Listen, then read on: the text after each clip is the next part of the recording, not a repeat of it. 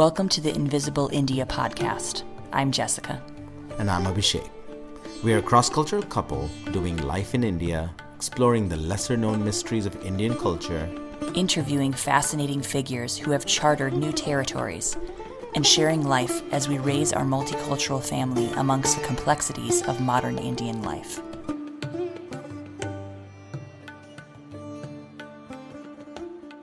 I wanted to record this episode on a bit of a travel guide on Bodhgaya, which is the most famous Buddhist site in the world, most visited Buddhist site in India, and it's just really incredible to think about how such a hugely important and historic place is actually right in the middle of the least developed state in India.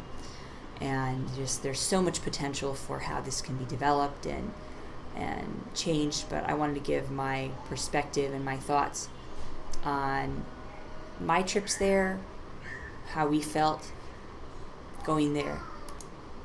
I'm recording this episode kind of in real life fashion. I've got my balcony windows open. You can hear the birds chirping and hear the sights and sounds of Bihar, what it's like here. Bihar back in the day when Buddha was alive was a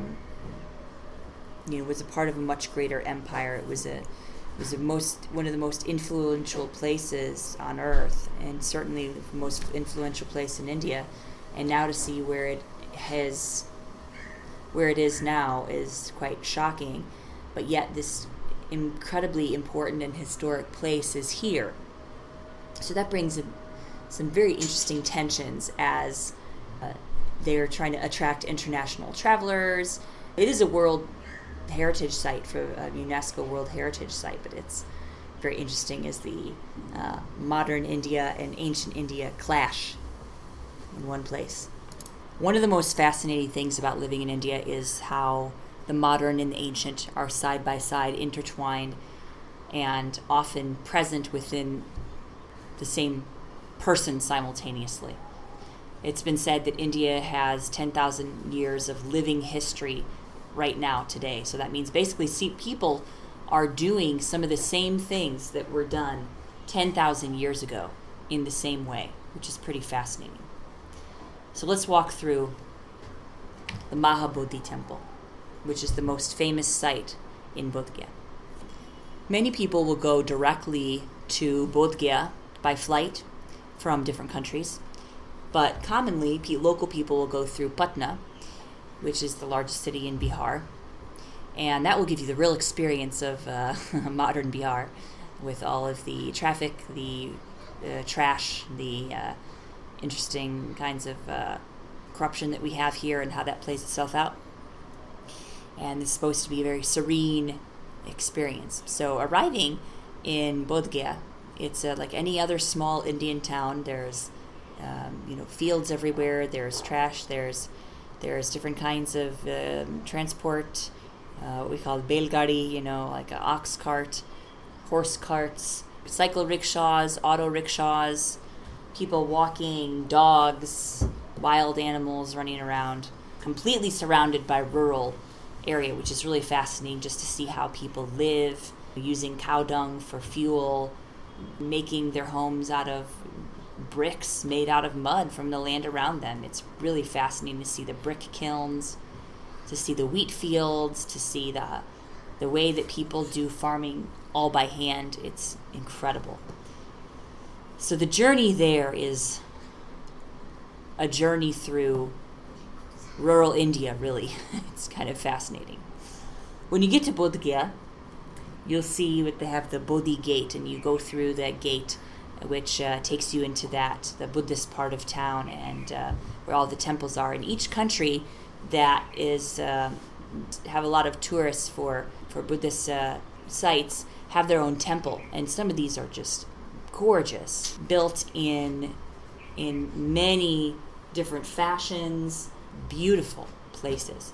The most famous is the Mahabodhi temple, which was built on the site where Buddha sat and achieved enlightenment. So getting there is like any other Indian experience. It's very crowded. There's a lot of hustle going around, and nothing is marked properly. You have to go ask someone, how do I get here? How do I get there?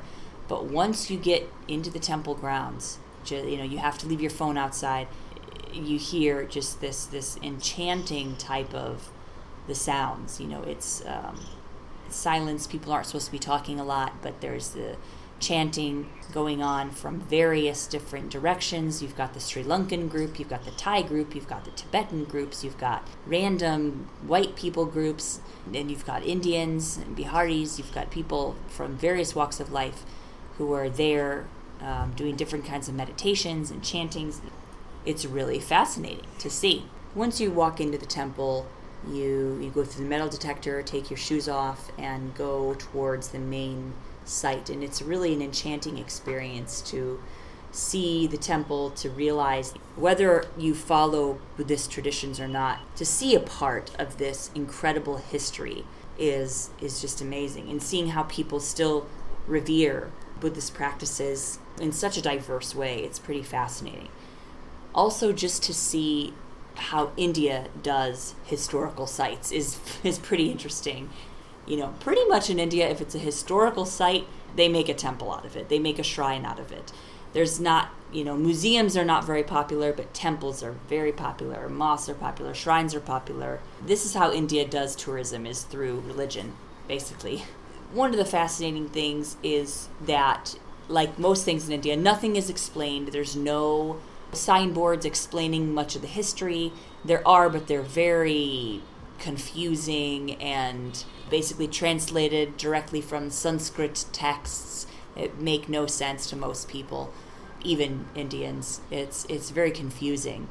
So it's not a very well done experience for internationals. You basically need to hire a guide or already know the stories through your history, through your upbringing, to really get the full experience.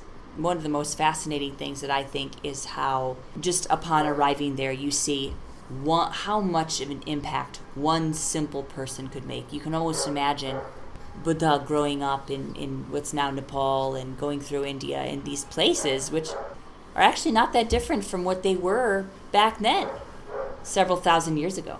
You can see that maybe, some things haven't changed much there, and imagine and feel what it was like for him to be walking the earth here, or riding on an ox cart or a horse cart, or however he may have traveled there. It's pretty fascinating to think about and feel. And what did he eat? What were the smells that he smelled? What were the experiences he had? The climate, the air, and just how he felt. You can almost feel those things, which is really incredible. And then to see how many people are just still following those traditions today is pretty incredible. One of the things about traveling in India is that you would expect for a UNESCO World Heritage Site for it to be actually up to standard and really internationally well done, but it's not. Many of the things are still very local, and hygiene and quality is not necessarily up to par. I've been there a couple of times and I've ordered Thai food, which is always a mistake because it's some kind of, Indianized version of what they think Thai food is supposed to be like, with a few Thai ingredients. It's always horrible.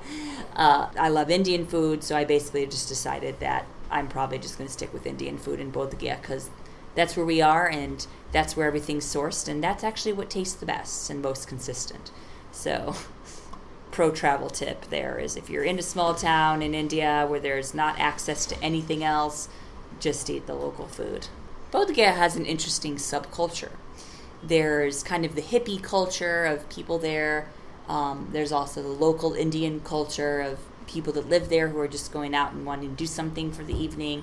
And then there are people, the Indian tourists. And so there's an interesting mix of people's wants and desires and what they offer there.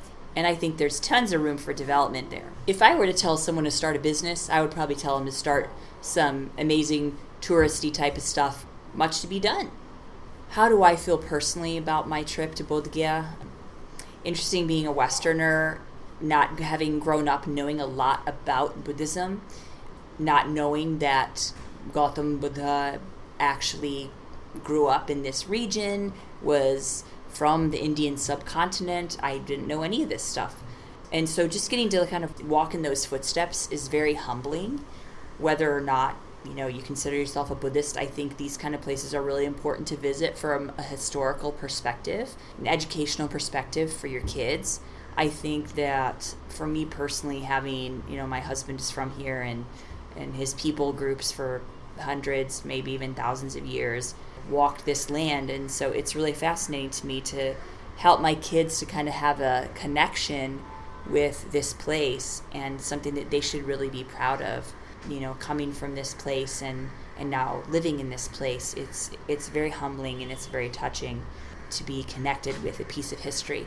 So I highly recommend Bodhgaya. I think it's fascinating, I think it's humbling, and a bit mind-blowing in some ways. If you've been to Bodhgaya and if there's anything that we're missing, please comment on our social media pages or on the podcast itself in the comments. Or better yet, if you're from Bodhgaya or the surrounding area, Gaya, Rajgir, please leave your comments for us and let us know if there's anything that we've missed.